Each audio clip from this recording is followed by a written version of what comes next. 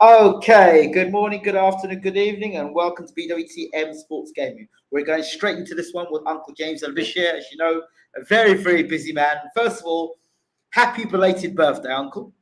Thank you. Thank you. I'm appreciative. What has been your greatest moment up to this point in boxing?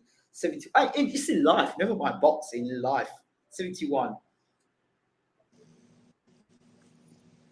I think the greatest thing for me is to have lived this long. That's one thing. I mean, coming from where I came from, it's a blessing for me to have lived this long. Appreciate it. Yeah. Pretty rough life. Pretty rough life.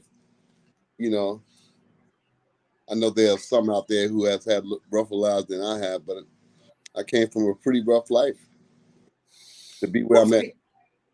What's been the key thing for you?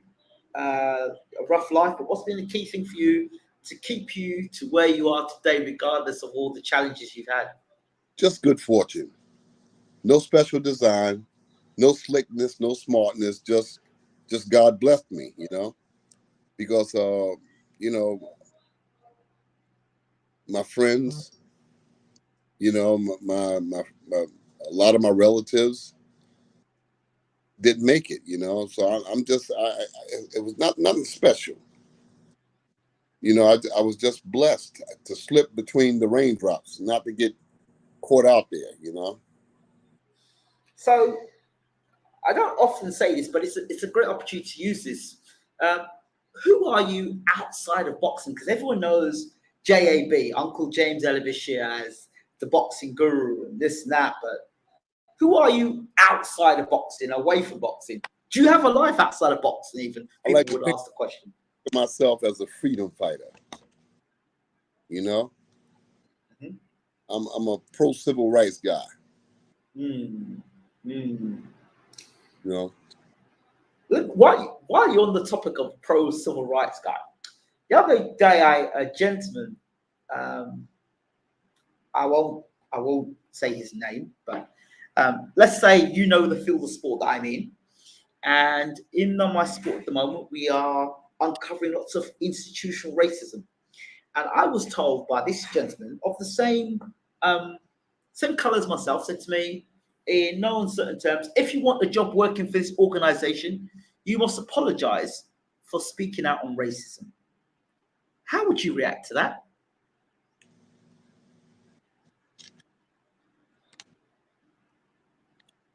Well, knowing myself, no one can force me to compromise on something like that. Absolutely. You know, when I think about the people who have sacrificed and gave their lives for the act of civil rights, I mean, who am I to not to deny what they have done? Absolutely.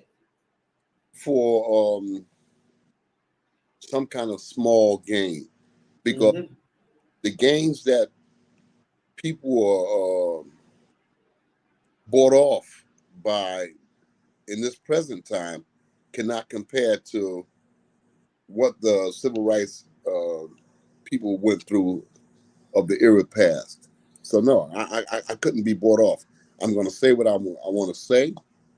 I'm going to attack the wrong where I see it, irregardless of what it costs me. Absolutely. I'm not going to be off. You know, if I see something wrong, I'm going to say, no, this is wrong. I said to the gentleman very kindly, thank you for your offer. Well, you can stick it where the sun don't shine, and please don't contact me again. Yeah. You have to stand up for civil rights. I mean, Medgar Evers and countless people before the Medgar Evers and Dr. King and Malcolm, all these people was on the front line trying to establish the right of civil rights. Yeah, absolutely. And they gave their lives. They gave their lives in the most brutal manners. So absolutely. Who are we now not to stand up for civil rights? Yeah, absolutely. Rosa Parks on fighting on a bus in the era that she was fighting on that bus, in that era was so dangerous, you know. The courage that those people, and it's other people, countless people that I'm even missing here, you know. So yes. outside of boxing, I'm a civil rights. And if it wouldn't be for boxing, I'd be all civil rights. I'd be on the front line for civil rights. So what does that, for civil rights, what does that mean for a person who didn't know who you were? What does that look like in your day-to-day life? Are you walking around with a banner running around? Are you working your community? What are you doing? My demeanor. Just my demeanor. Everybody who knows me, even remotely close, knows that I'm gonna be an advocate for civil rights. You treat me with respect and honor, I'll treat you with respect and honor. But if you violate that space, then you're gonna get the wrath. That's only fair, right? I'm gonna let you know. I'm not gonna wait. I'm not gonna let anything go past. I'm gonna let you know right then and say, "Whoa, wait a minute, you crossing the line here." You know, I have people who say different things around me, and I'll stop them and say, "Hey, man, hey, whoa, what are you talking about?" That's not right. I've had people in boxing use the N word in front of me. I say, "What are you talking about, man?" What? And yeah, use the N word in front of me relating to other blacks, and they felt comfortable, and they felt comfortable enough to use the word to describe somebody else's persona. And I said, "What are you talking about?" You know, I said, they said, "Why are you sensitive?" I said, "I'm sensitive." I said, "Have you ever heard me use that word? In my space? Have you ever heard me use that word referring to anybody?" I said, then please don't use that word. Don't use what I mean. You've got to teach people how to be. You've got to teach people how to behave around you in your space. If not, look, I said that you should go back and check the history. You know, I said, just because you hear a rapper use that word, you know, they're not privy to the rights of civil rights to either.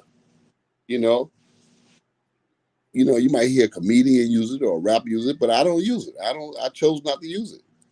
They chose. You don't get down like that. They chose to use it, but I chose not to use it.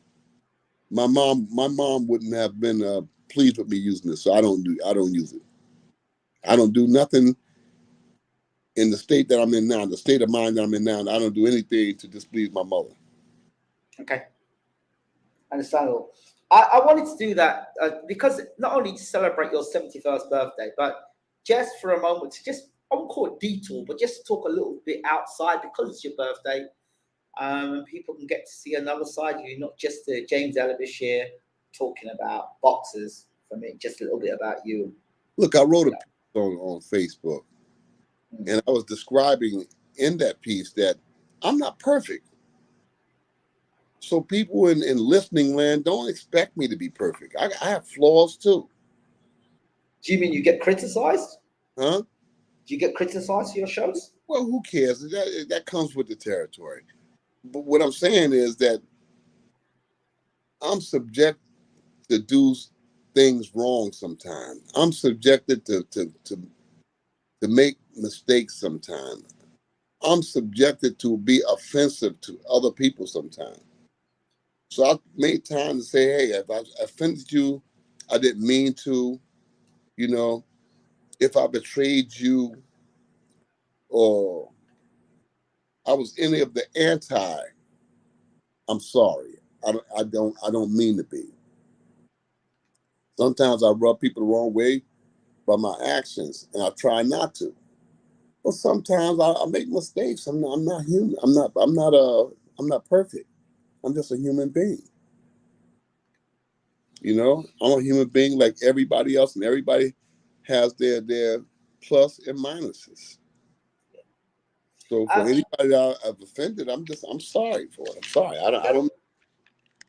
There was an article. I said a gentleman came out the other day. He's a rapper or he's a musician in his country, and he did something that was a bit, it embarrassed his wife, it embarrassed his kids, embarrassed his baby mother.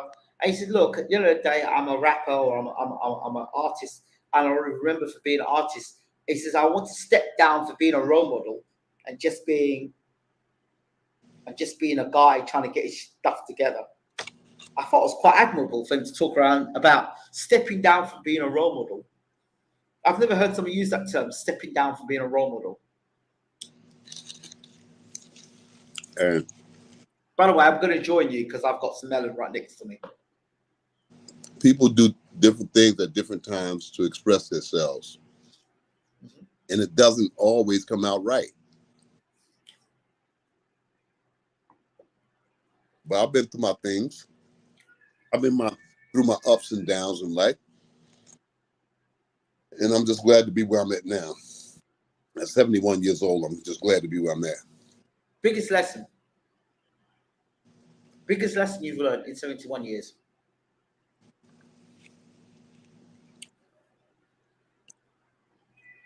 To be respectful of the gifts that we are afforded.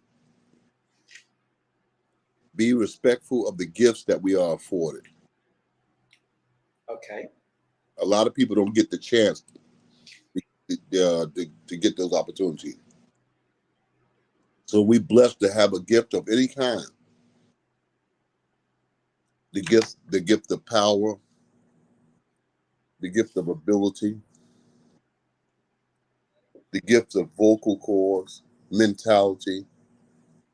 It's a real gift, and we should be humble and thankful for it.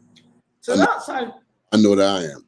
Without meaning to sound disrespectful or funny, do you think your boxing is a gift to you, or it's something you've worked out?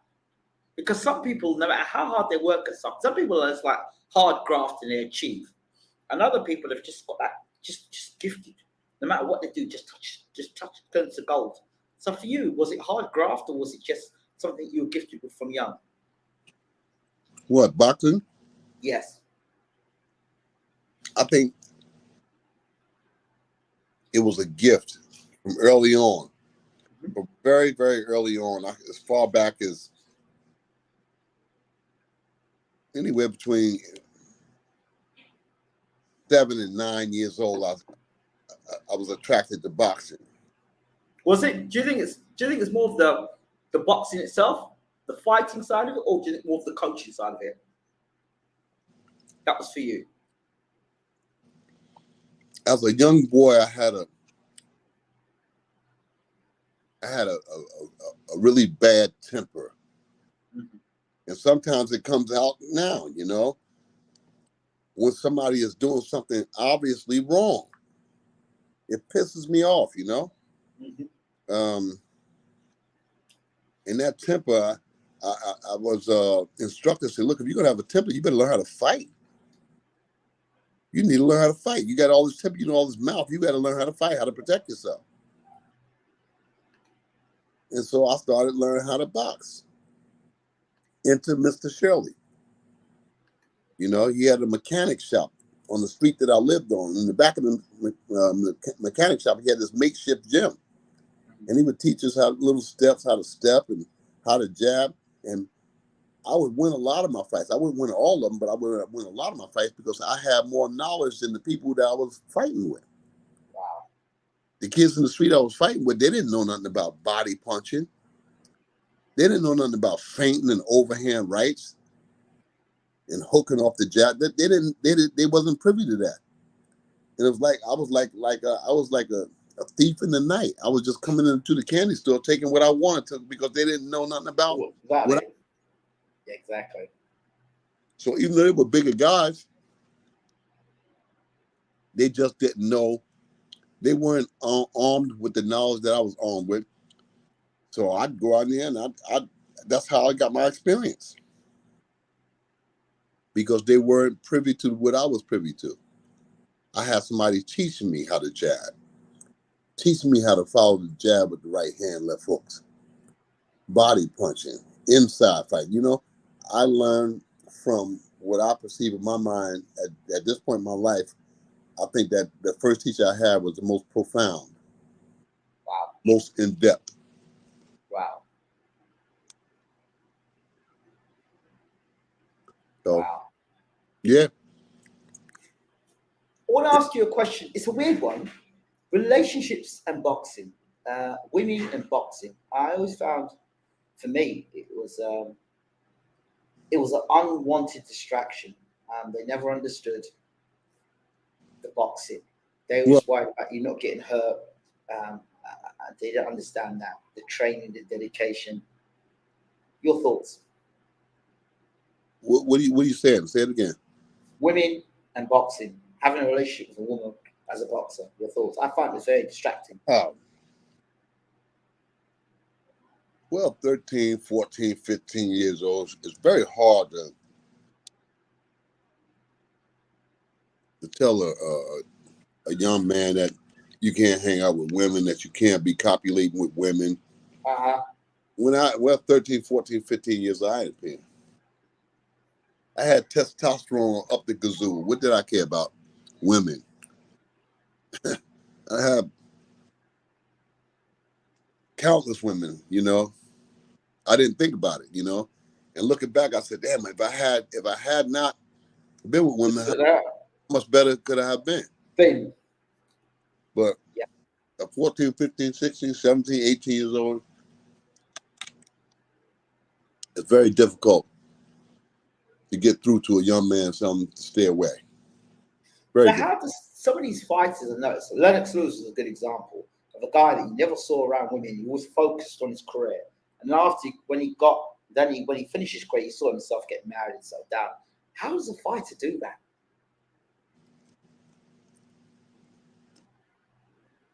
Because today, a lot of these boxers you walking around, these very beautiful looking women, beautiful looking women. I wonder myself, how can you focus the same way, having these beautiful women, these different strokes for different folks? Well, I don't know what kind of strokes they are, Uncle, but there's some strokes there that I don't understand, because if I had anything walking around like that with me, I'd have no time to do boxing, to be honest. Well, in most recent memory in my mind is Floyd Mayweather Jr. and Bernard Hopkins. Those are two disciplined guys.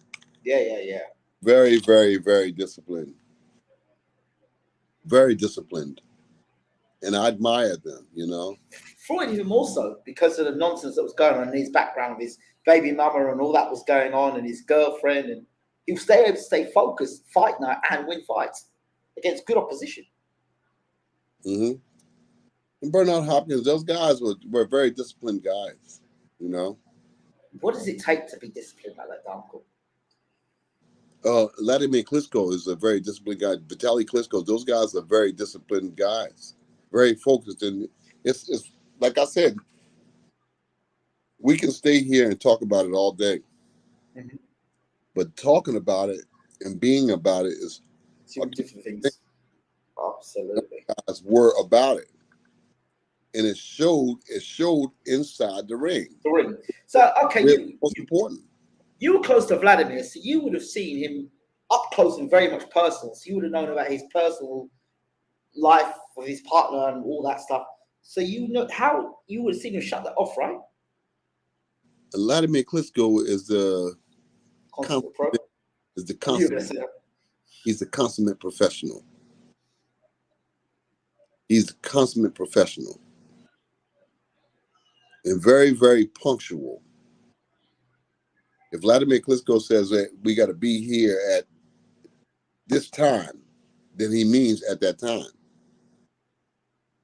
You know, he means at that time. He says we got to be here at 8 o'clock, then it's best to be there at 7:45. Yeah, I get it.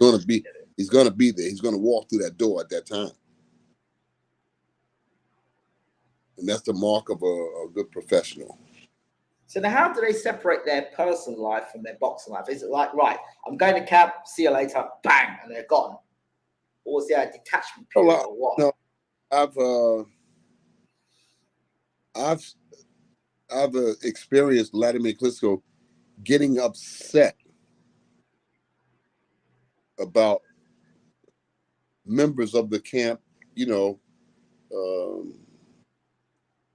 engaging women in the camps, and he didn't like that. I mean, he not sleeping with him, but just engaging him at the bar, having a drink with him, lounging with him in the lounge. Get that. And Vladimir Klitschko he didn't like that. It's business. You're there for business. If he And sacrifices, you've got to sacrifice too. he would call you. He'd call you and say, "Hey, man, look, we're in a training camp. We want to give the impression that we're serious about it." And he wouldn't make everybody know that this is a serious effort. If how can I be focused and the people around me is not focused? So he would bring it to anybody's attention. Yeah. So he kept everybody on the straight and narrow, and everybody in the camp knew that. Wow, that's something. That is something. It's just interesting to hear a different take on things, or things you wouldn't really talk about in conversation, because we always talk about the latest news or this relating to that, but this is kind of like a side. Oleksandr Usyk is a very disciplined guy. Well, I know that from the time we spent together with him. Yeah, very disciplined guy. Very disciplined. Yes. Vlad's a very, very punctual and disciplined guy. Eddie Chambers? Eddie Chambers too. Eddie Chambers was a focused guy. Very focused. Very, very focused guy. That's why these guys achieve so much. You can see it in the ring. I mean, Eddie Chambers beat Dimitrenko. You understand? Yeah. Samuel Peter. You understand? He beat some good guys. He did. He beat some good guys. You go back, if you pull up Eddie's record in front of you, you look at the guy, and he was beating Alexander Povetkin. I think that was some mental stuff and some resistance to him, father-son thing. There was some kind of disagreement in the corner. He just shut down. But he was beating Povetkin handily, easily. Eddie Chambers is a boxer, a pure boxer. Eddie Chambers and Maurice Harris have and Michael Hunter, all those three guys have much of the same kind of attributes. They just got that great boxing IQ. Eddie Chambers, Maurice Harris, Michael Hunter, all three have the same kind of boxing IQ. Would you say genius? Because you say genius is... Look, he beat Dominic Wynn. Mm-hmm. He beat Calvin Brock. Mm-hmm. And these are big, strong heavyweights. Eddie Chambers beat those guys. And if anybody didn't know, Calvin Brock, Dominic Wynn, those guys were premier heavyweights. They weren't no walk in the park if you was in there ring with them. It wasn't a walk in the park. Yeah. So absolutely. You don't beat those kind of guys. You don't beat those kind of guys unless you got skills. Mm-hmm. Eddie Chambers has skills. Yes. Trying to extract what's left of those skills now. And at 40 years old, he's coming back now. And we're going to how's training been with him? Training is beautiful. I'm trying to extract what's left of those skills. What is left? There's plenty left because he never took a beating. Eddie Chambers didn't take no beatings. Well, a heavyweight, it's he beat Thomas Adamek when Thomas Adamek was streaking. Eddie Chambers beat him. Mm-hmm. They if anybody goes to YouTube and look at the Eddie Chambers fight versus Thomas Adamek, they'll see that Eddie Chambers beat Adamek with one arm. But the powers that be said, "Oh, Adamek won the fight." One of those kind of decisions. But in my mind, I'm satisfied that Eddie Chambers really won that fight. Yeah, I hear that. And you say he come back a bridgerweight. Yeah, he's gonna fight at bridgerweight. Right now, Eddie Chambers is 214 pounds. It doesn't make sense for him to fight a guy 280. Okay. Even though I think that he can hang out with a bunch of those guys, I try to watch out for my fighters. I don't want to see them in a situation that I wouldn't want to be in. I always try to think of the fighter as myself. What would I want to be in that position? Once upon a time, Ed Chambers talks about a fight with Anthony Joshua. Was that a fight you thought Well, I Eddie believe, could win? what I said to Eddie, I said to him a couple of days ago.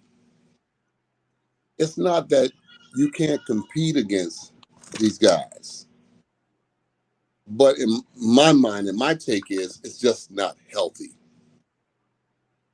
because these fights that boxers are having now may tell on them somewhere down the road in their lives.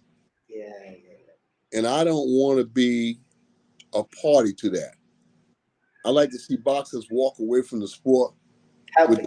with their brain and their physical attributes intact so they can go off with their families and enjoy the rest of their lives. Yeah. You know, I don't want to be a part of that there just for fame and fortune. I don't want to be a part of that. So I said, Bridgeweight is a division that they should have done a long time ago, because it just doesn't quite make sense to me. If a guy is 213 to 215, they got to compete with a guy that's 270, 6'8", 6'9". It's like ridiculous, because you're fighting two divisions above. If you're 215, 216 at 6'1", and another guy is 6'8", 6'9", and he's 280, it just doesn't seem. It does. But here are a couple of fights. Riddick Bowe, Evander Holyfield. Yeah. I mean, Here's another fight. Again, Michael Moorer, Mike the Giant White. Again, I didn't say that he could not compete. Yeah, it's just the danger. The interaction is going to tell on him somewhere in their lives. I get that. You know, they could be walking down the street and get a migraine headache. Yeah. Or body kidneys or their liver, something might start hurting out of nowhere. That'll be those years ago fights coming back to haunt them. Oh yeah. People don't believe that there, but sometimes those fights come back to haunt. Oh, I've heard stories about Evander Holyfield already, and it's. I was listening to a conversation that the ex-baseball player Reggie Jackson was having with an interviewer. And the interviewer asked him, how was his life going? He says, well, my equilibrium, my balance is not as good. He said, my muscle tone is all but gone, you know. He said, I have arthritis in my body. He didn't say in my hand, my leg, or my foot. He said, I have arthritis in my body. My memory is not as good, you know, because people don't know. Baseball is another sport that's very telling on the individual after the sport is over. Wow. Yeah. And Reggie, just pull up the Reggie Jackson interview. It's got to be on YouTube or something. And he said that I have arthritis in my body. My muscle tone is betraying me. He said my memory is not as good. My balance, my equilibrium is off. You know, he said I trip and fall sometimes. You know, so those activities come with a price. Yeah, can you imagine? You know, they come with a price. You make money, but you know, in the end, you know, if your body is all right, if your head is all right. You look at a guy like Monty Barrett. Monty Barrett was in wars. So, I'm very concerned about Monty Barrett. You know, he's my guy. I trained him for a number of fights, and I'm very concerned about it because he was in some wars. He was in some battles, man. But he talks like a scholar. Yeah. Right now, at this point in his life, he's all right. I think he's a lawyer or something like that. In the legal world, I'm sure he is. Yeah, well, something like that. Sounds like a lawyer, that's for sure. and he's always got an angle. He's always got some kind of hustle going on, you know. And I'm happy about that. When I see my boxers walk away from the sport with their brain intact, where they can enjoy their family life and pursue other ventures in their lives, it makes me happy. I can imagine. It's To see them, I don't want to see the guy. I see a lot of guys, a lot of boxers, ex-boxers, they don't fare as well. No, it's not good. Bobby Joe Young that fought Aaron Pryor. I think he's the last one to beat Aaron Pryor. Yeah. Terry Norris and guys. Terry Norris is the main one. I dare. They don't. The way Norris is. They don't fare as well. I tried to get an interview with Terry Norris a few years back. That was the first time it really hit home. I was going to do an interview with him, and I thought he'd just being rude, not responding and stuff. And then his wife kind of private messaged me and said, "With all due respect, I know you would love to interview Terry, but he can't communicate like that." I'm like, I didn't get it. She's doing the job. Yeah. And I'm like, oh my good Lord. That stunned me. I was like, wow. That's when I kind Let me tell you something. From this idiot hit me in my head. Mm-hmm. Yeah. Just from that guy hit me. Sometimes I have to question myself before I speak. Mm-hmm. Whereas before that happened, mm-hmm. I could right away. But now I'm hesitating. Yeah. I'm hesitating before I say it because I got to take time to put my words together. Yeah, get that. A few minutes ago, I was trying to remember Calvin Brockton, Dominic Gwynn, and I couldn't remember, while I'm talking to you. Yeah. And that's the direct result of being hit in the head like that. So you respect boxers when they're in that ring. You got to show respect for these people. Yeah. Because they're sacrificing themselves to entertain us. Yeah, absolutely. So the next time somebody sees somebody and says that this person is a bum or that person is not qualified or this, that, think about what you're saying. Because these people are getting in the ring and they're sacrificing themselves to entertain us. Yeah, absolutely. So everybody should show some respect for these people. Absolutely. I think they realize how, that really hit home because I remember Terry Norris, one of the guys I grew up watching him. Simon Brown was my favorite at the time. Simon Brown, Marlon Starling, Don Curry, all them guys I remember watching. Look at Marlon Starling. Marlon Starling got knocked out by a Korean kid. Yeah. And he was in the middle of the ring. He didn't even realize that he had been knocked out. The guy said, "Well, you were knocked out." He said, "When was I knocked out? When?" And everybody was like, "What? This guy don't." He said, "Show me when I was knocked out." And the guy had to show him back on the film where he was knocked out. Oh my goodness! So he didn't even recall it. Wow. So boxing is a beautiful sport, but if you're not doing the dark right side thing, the dark side of boxing is very dark. If you're not practicing, doing the right things in preparation, you're asking for trouble. Yeah. And that's why I see it inside the training camps, in the gyms.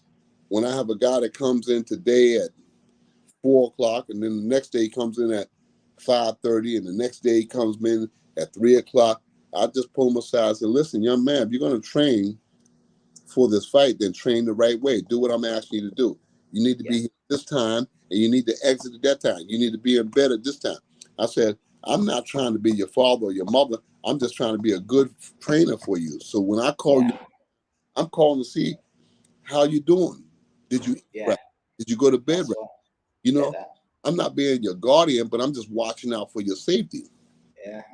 But when you show me the inconsistency coming in the gym at different times and doing different things and not having the attitude to train properly, that means I can't coach you. I can't coach you. You're not consistent. Trainer.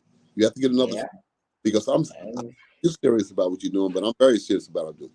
And when I'm doing something, they got to understand. Mm-hmm. They don't. I remember the late Tommy Park. he kept. We did a fight one night in Las Vegas, and we ate dinner after that day. And Tommy kept following me around. Every time I looked around, Tommy was there.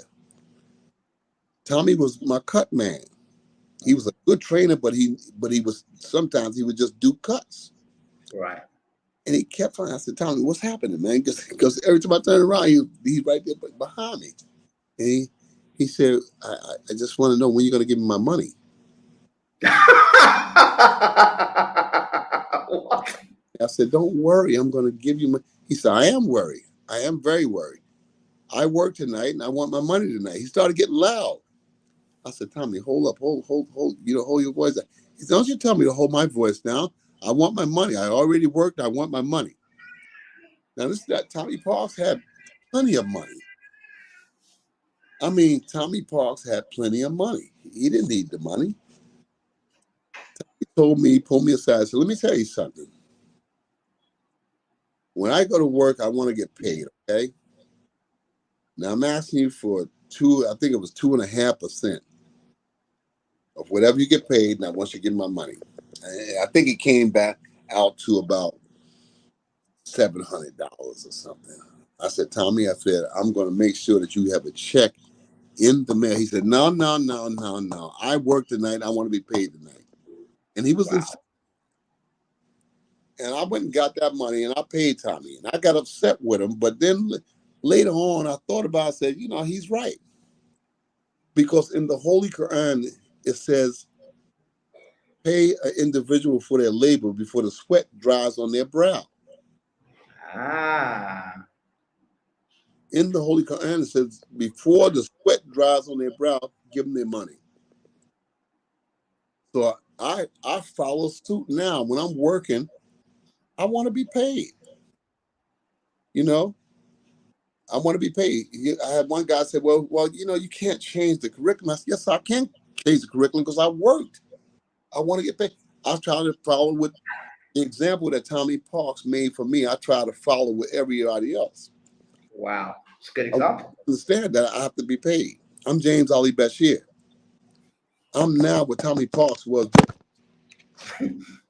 Nothing. Your camera's in agreement. Huh? Your camera wasn't in agreement with that. Yeah. Went down. Go ahead, Uncle. I am now what Tommy Parks was then now.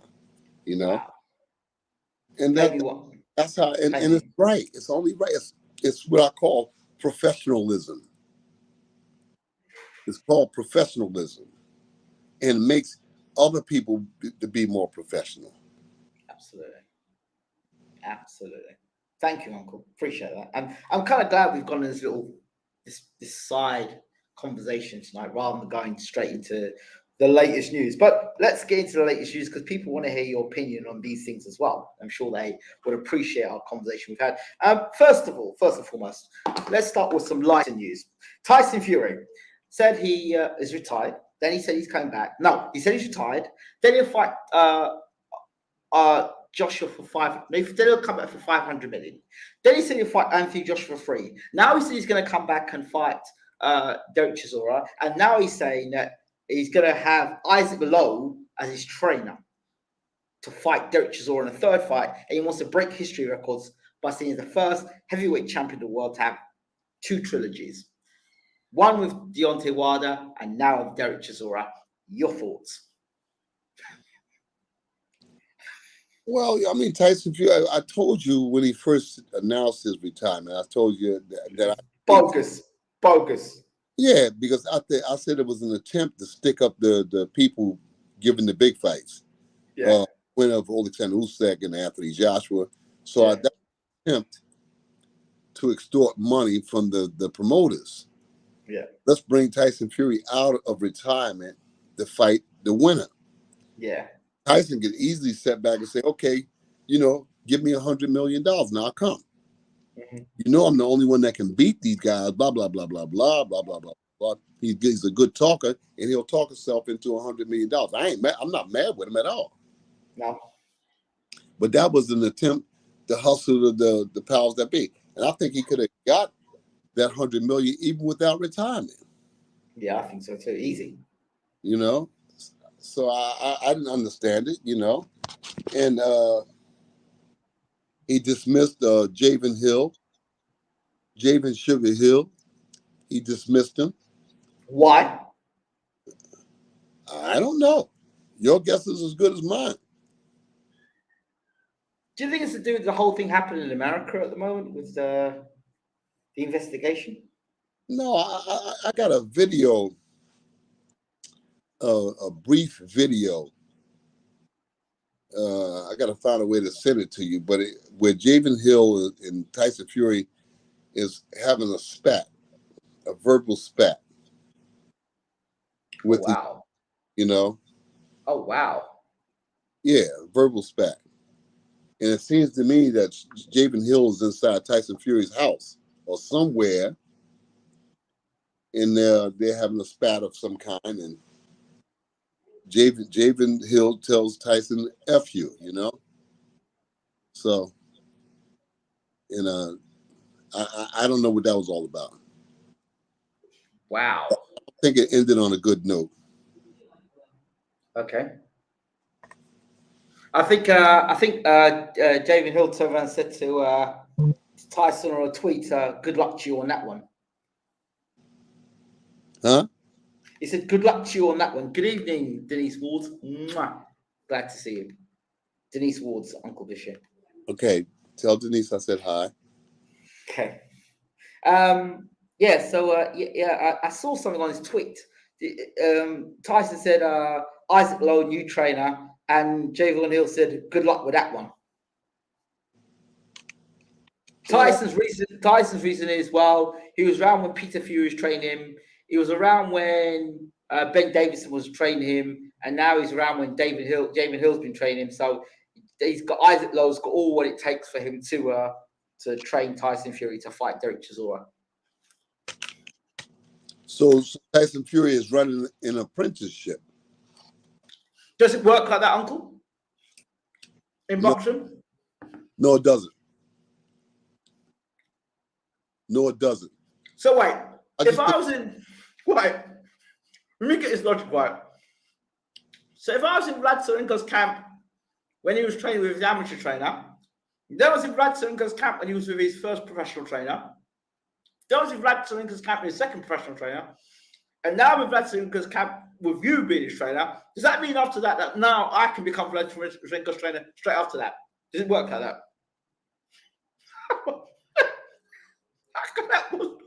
How can that be possible? You know, you get many people who think that they're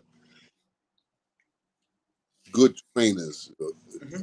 I think the term trainer is being used too loosely now in modern boxing. Mm-hmm. This guy is a trainer, that guy is a trainer, this girl is a trainer, that person is a trainer.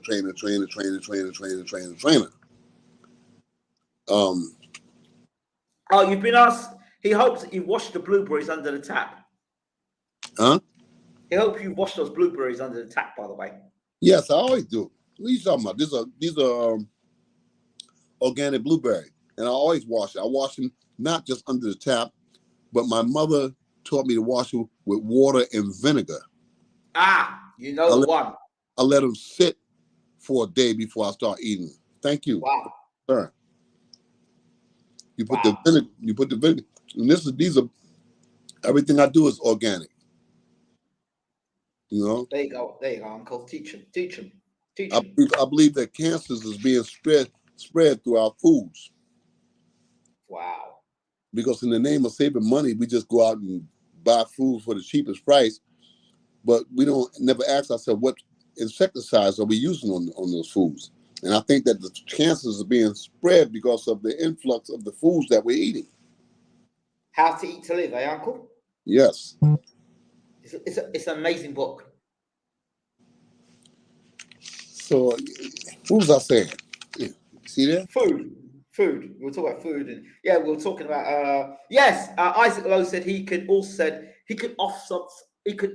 some additional ideas. Well, you got people that tennis, Mm-hmm. soccer, football, baseball, be around for years, but they never become the coach. They never become the trainers. They just assume their position and they ride that position out because they're not qualified. You got to have a lot of ingredients. Being a trainer now in modern day boxing is used too loosely, and most of the people who are call themselves trainers don't even understand what they're doing. The significance of being.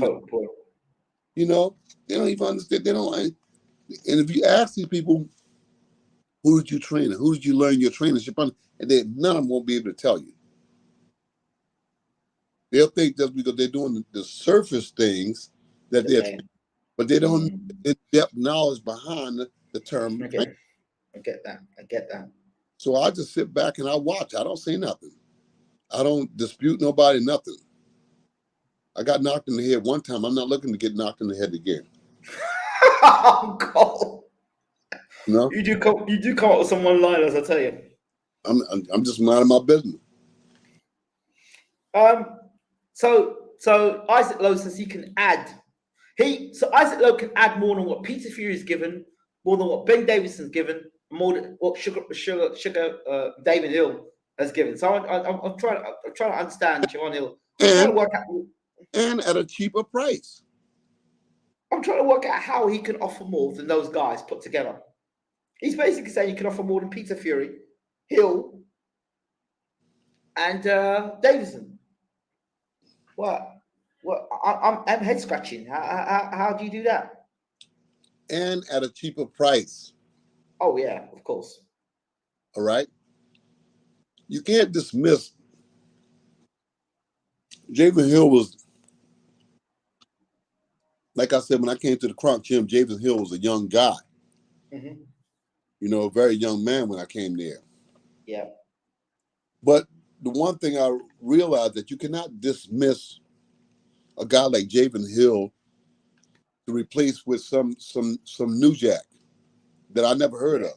I never heard of this guy.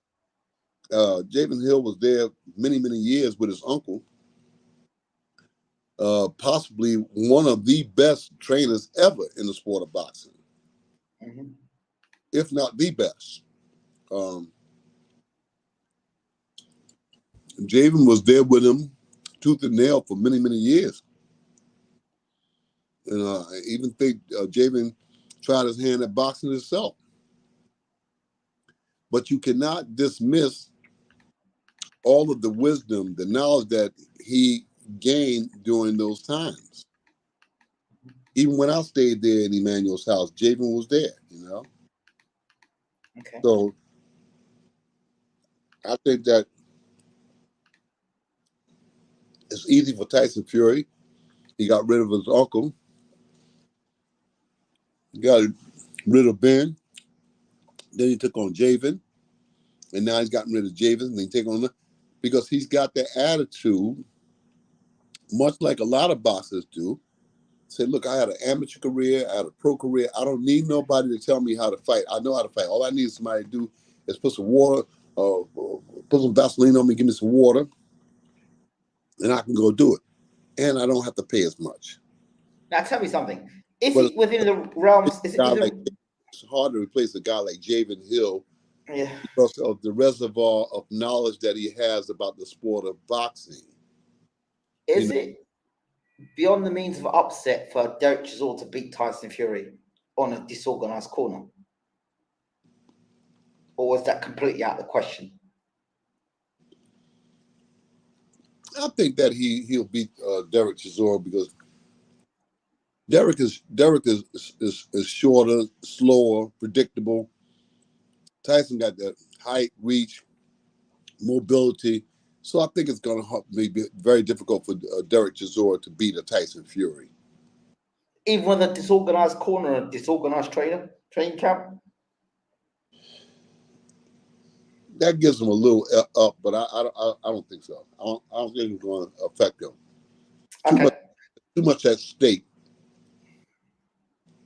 It's just a keep busy fight, waiting for the big chip to come in. The win of Usyk versus Joshua. Okay. Weather events and fires says Bashir. Anyone can call themselves an artist with a paintbrush, but not everyone can paint a picture. Repeat that. Anyone can call themselves an artist with a paintbrush, but not everyone can paint a picture. Exactly. Exactly. I just think that Tyson Fury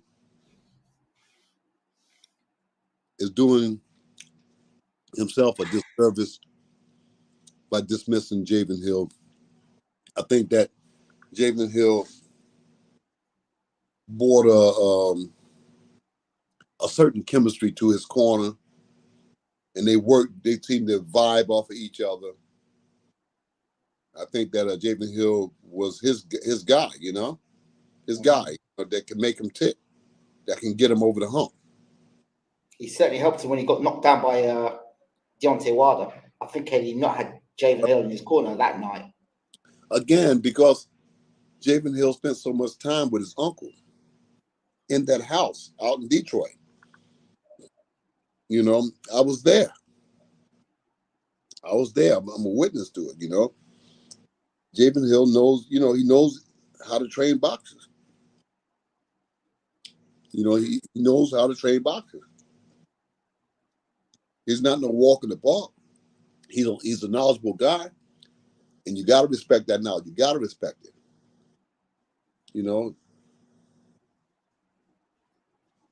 Wow. Okay. Moving swiftly on. The talk for the town now, I'm sure you've seen already. OLEKSANDR used Usyk's weight. Usyk's packed 100 pounds. He looks huge. Your thoughts, Uncle, from what you've seen of Alexander Usyk? Yeah, he looks puffed up. He looks big. I don't know what's going to affect his movement. Maybe he's not planning to move. My suggestion to him would be to move, to be agile, because Anthony Joshua can be dangerous if he's landing those punches. He's a big puncher. If you stand where he can hit you, he can do some damage. My suggestion to Usyk will be prepared to box, to move, slip, slide, and stay to the side, and all that greasy kid stuff. You don't want to be there trying to bang with an Anthony Joshua, especially. But I've heard when heavyweights, they all tell me if this is, you'll debunk a myth or it's true. But guys, when they put extra weight on, it's for them to take, be more sturdy, to take more when they're going into the trenches. They've got more on them, more on the body. To be more sturdy, to be more solid. Is that true, or is that just absolute rubbish? Rubbish. Aha. Interesting. Listen, when we finish on the air, there's one sure way that Anthony Joshua walks away from this fight with a stoppage, and I know how to do. And I don't think nobody in Usyk's camp knows how to defend against it, and I don't think that no one in Joshua's camp is going to know how to apply it. But it's 92% way that Joshua walks away with the win, and he walks away relatively early. I know what to do. We'll talk about it. I have an idea, but we'll talk about it off here. Yeah. Boxing training is a science. And the apparent thing is not always visible. One has to be a scientist of the sport to understand the logistics of how to win a fight. With that extra weight, he's going to pack more power in his punch. The name of the game is boxing, not punching. In my own description, the name of the game is boxing, not punching, not power punching. Not get hit. Hit and not get hit. Was Floyd Mayweather Jr. a big puncher? No. Later on in his career, no, because of the hand injuries. Early on in his career, he was knocking guys out.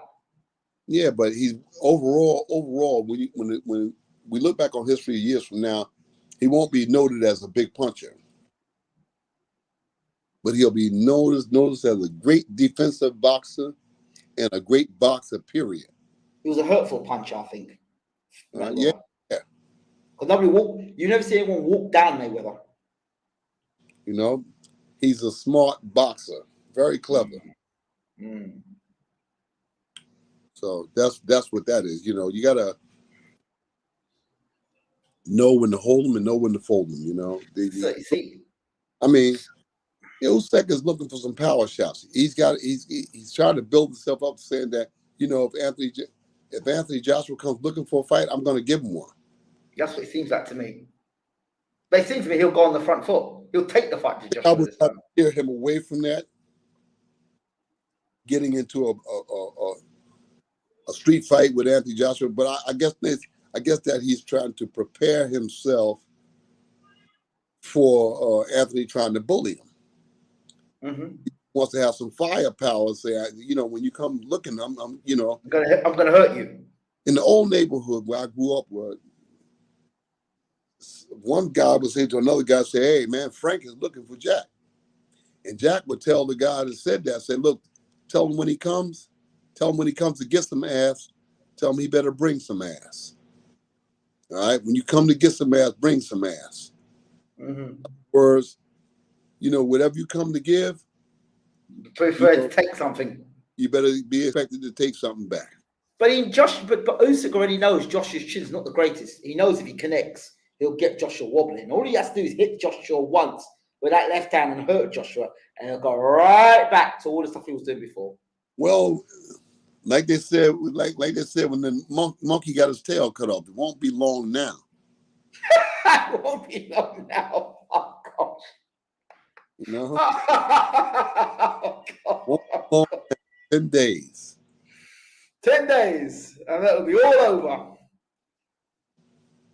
10 days. Everything is on the line.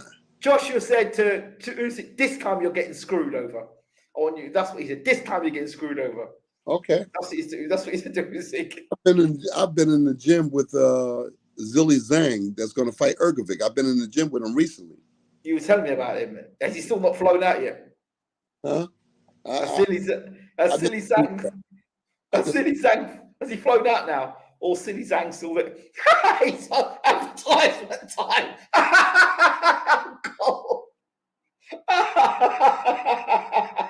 Yes, changing subject quickly. Yes, what is that you're advertising, Uncle? It looks like it's German. Is it German, Uncle? It looks like beetroot. Yes. Mm-hmm. Yes. In a former time of my life, I was having beetroot for breakfast. I was having beetroot juice for breakfast. I was having beetroot. There's beetroot toothpaste, beetroot tomato ketchup. Well, it wasn't tomato ketchup; it was beetroot ketchup. Yeah, so I'm sick and tired of beetroot. To be honest, I don't want to see no more beetroot in my life again. Can't go wrong with beetroot. No, it's a former way of life, Uncle. Rather not see beetroot again. Seen too much of it. So, your thoughts of Alexander Usyk's weight? Do you think it's a good thing or a bad thing, or ill-advisable? Well, we don't know what he weighs. It just looks like that. You know, we don't know. But I think that if I was the trainer, I wouldn't have him do that. I would just instruct him to be himself. Do what he's always done. And I would bring him into this fight, even though Joshua's a big guy, I would bring him into this fight no more than 223. Between 218 and 223. Anywhere between there is good. If he comes in 230, 240. I don't like that. What happens then? It's a slower. He's more of a target. He's more of a target. But surely he's been sparring in camps. He would know the optimum weight now, would you not? Being a heavyweight. He's a smart guy, Usyk. He's not that dumb, is he? Or is he that dumb? No, he's not dumb. You know, I just get the impression that he's preparing for a shootout. That's what I think. You know, he's getting prepared for a shootout. I would caution against that. I would caution. I would just tell him box basically the same way he boxed the first time. And like I said, 218 to 221 is my optimum weight for him. Even if Joshua came to bully him? Huh? Even if Joshua came to bully him? 218 to 221, that's it. That's it. That's all he needs. You're not going to get punched any harder because you put weight on. Hold that right there. You're not going to punch any harder. You're not going to punch any harder if you've got weight. But hold it, if you've got more weight on, surely that's going to have more impact. If you're getting hit by somebody who weighs 218, then somebody get hit by 228, sure, that's 10 pounds heavier. That's 10 pounds more pressure on the chin. That's not going to hit harder. That weight doesn't always turn into power. Speed times strength equals power, right? Speed, strength equals power. Just because you put weight on doesn't make you gonna make you punch harder. Well, okay, let me give you an example of this. Here we go. Evander Holyfield fought Riddick Bowe, the first fight. He was either 214 or 215. He came back and he fought Riddick Bowe 220 or 225. So 220 or something. The first time he couldn't move Bowe. The second fight, he almost knocked Bowe out. And the third fight, he knocked Bowe down. Well, Bowe wasn't in the best shape in that second fight. What about the third fight then? I think if the fan man wouldn't have came, Holyfield was going to knock Bowe out that night. Right, okay. So he was heavier that night and he managed to put more weight on him. So listen, if you gain the weight naturally, yeah, that's one thing. Yeah. But put the weight on artificially, it's not a good thing. But is it artificial weight put on? What is his natural weight as a heavyweight, not as a cruiserweight now? What's his natural walk around weight? And then from that, what's artificial? What isn't artificial? Usyk probably walks around about 230, 231. Okay, so. But that's not fighting weight. You got to get in fighting shape. So, okay, so he dropped down 10 pounds, 15 pounds. Mm-hmm. And then what? We're at 215. 218, 221, like I said. That's so, the best. Okay. I think that he can move better. I think he can move and groove better. I think the weight will slow him down some. So, if you know you can tag a guy, you know you can hurt him, why do you want to be moving all around the ring? You can just stay there, wait for him to come counter, bang, left hand down the middle, down the pipe, combination, get a fight stopped. Well, I mean, I'm just thinking that logic from their perspective now. It might not be the way, but it might be a way.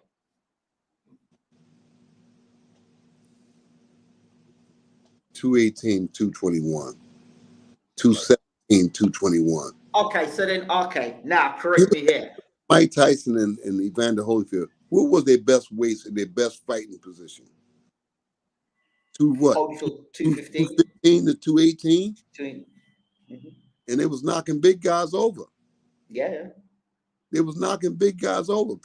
Tyson was powerful at 215, 216. And he was quick.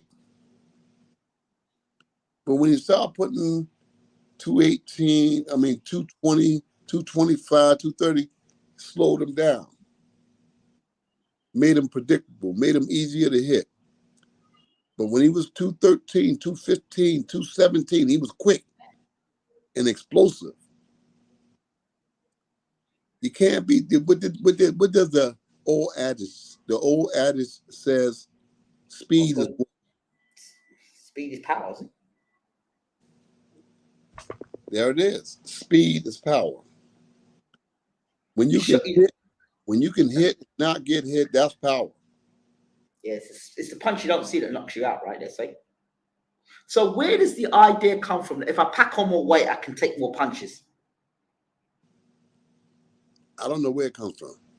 Well, I've heard it around. People say, if he putting more weight on, he'll be able to absorb more punches, and in a long battle, he'll be able to at heavyweight. He packs some more weight to be able. That's not what I'm teaching. I'm not teaching nobody to take no punches. I tell the guys inside the gym, say, look, man, these punches, even in sparring, these punches will take something out of you eventually. So try to deflect the punches, slip the punches, avoid the punches as much as possible. Okay. because the human anatomy was not made to be punched on. Boxing is an unnatural sport. Right. You know, you don't want to be in a situation where you got to take anything.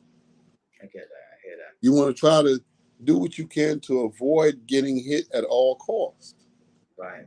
Even though the sport is designed to render one individual unconscious by another. Okay. But you want to try to avoid as much punishment as you possibly can. Gotcha. All right. Joshua's physique, they're saying now he's got leaner. I see him throwing a lot more body shots, slipping to his left hand side, whacking the body shot in, slipping to his right hand side, slipping the body shot in. He's rolling under, throwing the left to the body. I think that it's a smart thing to do. It's a great adage, but it's not like Alexander Usyk does not expect that, because he does. And he'll prepare for it. And when Joshua does go to the body, you know, he's got to open the door to get out. So, you know, there's always going to be room for counterpunching. So the pros and cons works in each fighter's favor. When he goes to that body, there's a opening for counterpunching. The only time I would tell him to go to the body is if he's got Usyk up against the ropes, then I'll throw a body shot. The only time I get throwing body shots is probably up against the ropes. I mean, it takes 10 days for us to get it in. They need to get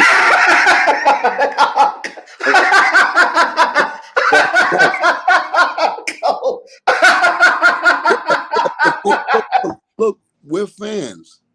We're fans. I'm not speaking as a boxing trainer. Just as fans. Parallels. Yeah, of course. I understand, Uncle. I get that. As a boxing fan, and that's what I am. I've been, because Anthony Joshua didn't hire me. Yes.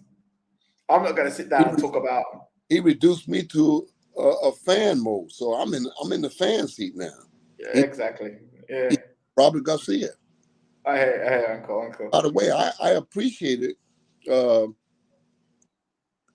Anthony Joshua bringing me into his camp, flying me into London, you know, and we shared some intimate moments. Careful when you say that. Uncle, be careful how you say that in this modern era. When you say you had spent some intimate moments, be careful what you're saying. Intimate time. We spent intimate time together. Any fool would understand. Tyson Fury and Dillian White. Tyson said to Dillian White that they slept together, and Dillian White had to correct him. Said, "No, we didn't sleep together. We were maybe in the same apartment together. We may have been in the same building together, but we didn't sleep together." So I want you to be very clear what he said, Uncle. No, that's for the.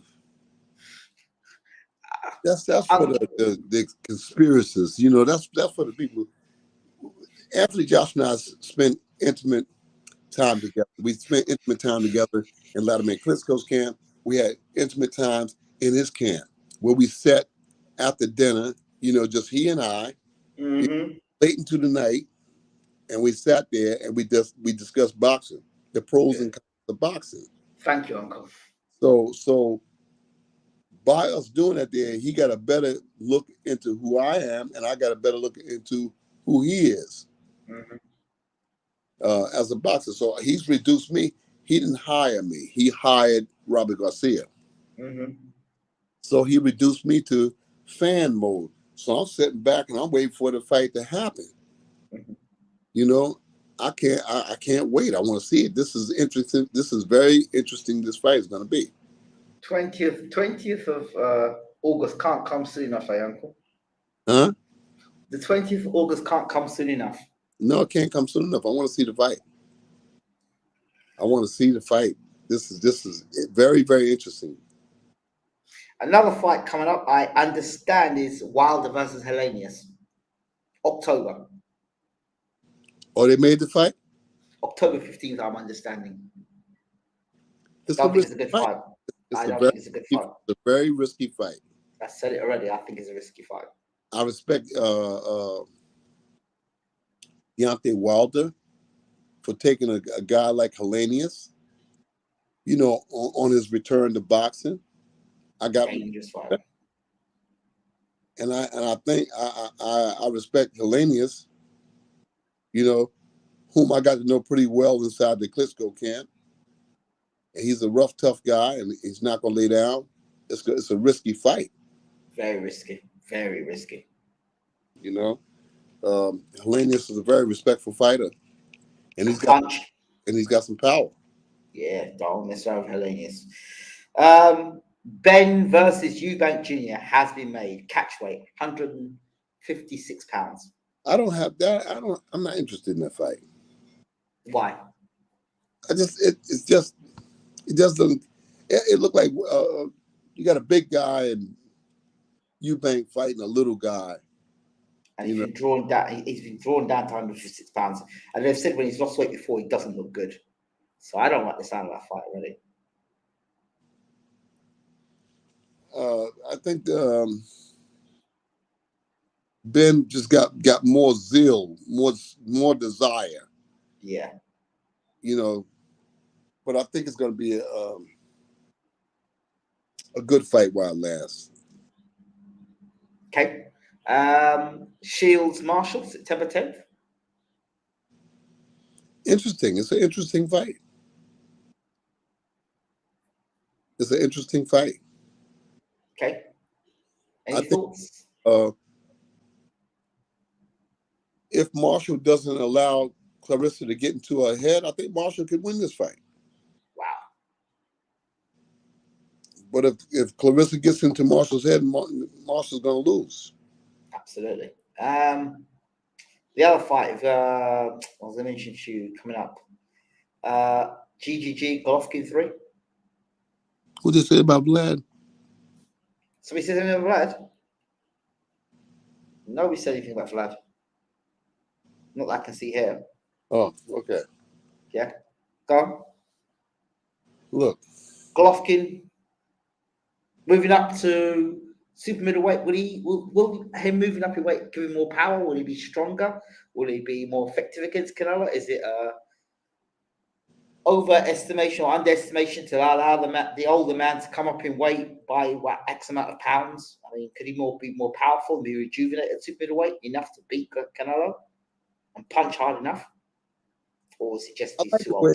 The way Golovkin lands his punches. I like how he gets leverage on his punches. Mm-hmm. But I just think too little, too late. You know, I think that he'll look back on his career after he's gone, and regret the fact that he didn't fight Keller Plant, Charlos. Yeah, he missed a lot of fights. Come on, man. Yeah. You go through a whole career and don't fight those guys. Abel Sanchez. That's what I think is there, right there. Yeah. Okay. Yeah. Spence versus Crawford, rumored to be November 15th. Whoop-de-doo. I'm not excited about it, you know? Who wins? I don't know. But if I went for anybody, I'd go for Crawford to win the fight. Why? I just think that Crawford is better suited to win the fight. He's a better all-around boxer. But having said that, this opponent, this man here, Errol Spence. Errol Spence is a vicious body puncher. You know, this is going to be a good fight. But at the end of the day, I'd go with Crawford by the skin of his chinny chin chin. Wow. I got my ideas about this. I think that Spence is too big for the division. I think that he's outgrown the division, and he's going to have to struggle to get there at 47 pounds. And that's going to have some kind of effect on him in the fight. Wow. People think the people outside of boxing don't understand, you know, how to make the weight. And sometimes making the weight can drain a fighter, drain him badly. Even with a night's rest, it can still affect. What about if you stay in shape, like Golovkin stays in shape? So you're not training to lose the weight. You're actually training just to stay in shape rather than lose the weight. Does that work? Fighting regularly. One thing a certain time will tell. Okay. And as you know, Parker and Joyce are fighting shortly as well. Yeah, that's beautiful. Good fight. Good fight. Anything else you'd like to talk to us about before we end? Next week will be fight week, I believe. Well, Vladarenko should be in the United States soon, very soon. Okay. I think that his P1 visa has been approved, so he'll be in the States soon, and then we're going to rock and roll now. Fantastic. As soon as Vlad is ready, I'd love to get him back on the show. I've tried to locate Mr. Edward Chambers. I don't know where he is at the moment, trying to locate him to get him back on the show, to find out what's going on with his life. Now, the fact that you're training him again, it'll be interesting to see. Full circle almost. Him coming back to Uncle Bashir and training with him again, what he's learning and what he plans to do in the Bridgerweight division. Yeah. Eddie Chambers is a enigmatic boxer. Well, let's hope that he no longer is enigmatic and he actually becomes Bridgerweight champion of the world now. That's just what I would like. I said to him once when he was in England, I said to him, I'm going to pray for you that one day you win a world title. Went to church and said it to him. So a good buy. He deserves one. He deserves a world title. So it'd be nice for him to become the Bridgerweight champion. He'd have to beat Oscar Rivas, I believe. And he's an easy young man to train. Absolutely. I've seen him train. Very easy man to train. Seen him up close training. With Peter Fury. I had managed to spend some good time with the young man. So he's a good man. I like Eddie. Real like him. So I wish him all the best. And I hope he becomes Bridgerweight champion of the world. That would be a good closing statement on his career. Yeah, I want him to do it. I influenced him to make this comeback. He says, "What the heck? I'm not doing nothing. Let's go." So it sounds like the A-team.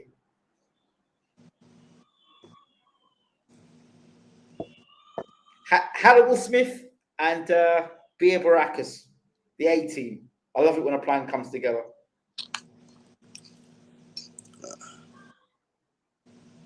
If Edward Chambers needs a promoter, let me know. I wouldn't mind promoting the comeback of Edward Chambers.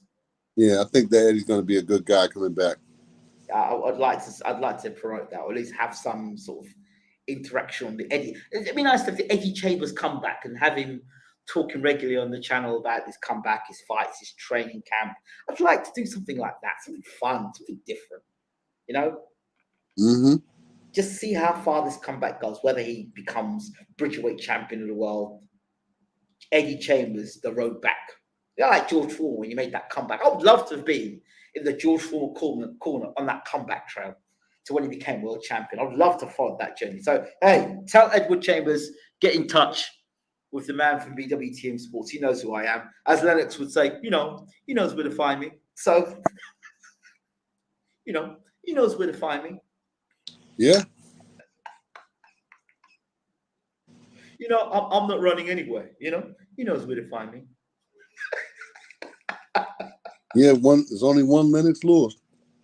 It's only 1 Lennox Lewis. Oh my gosh. Oh, Lennox. Oh, we love you, Lennox. Okay, brother, I'm gonna step out, get ready to go to the gym. Yeah, okay, Uncle. Well, it's great to catch up with you as always. And yes. Next week, I think the talking will stop and the fist will fly. And either Robert Garcia is going to be considered a genius or it's going to be a complete flop. It's one or the other. In my mind, there's not much Robert Garcia can do but remind Anthony Joshua of what he should have did the first fight. The approach that he's about to take now. That he should have done in the first fight. There are people in boxing, fans and pundits alike, is going to say, "Hey, that's no secret. You should have did that in the first fight." But now you're going to come do it in the second fight when the guy was prepared for you to do it in the first fight.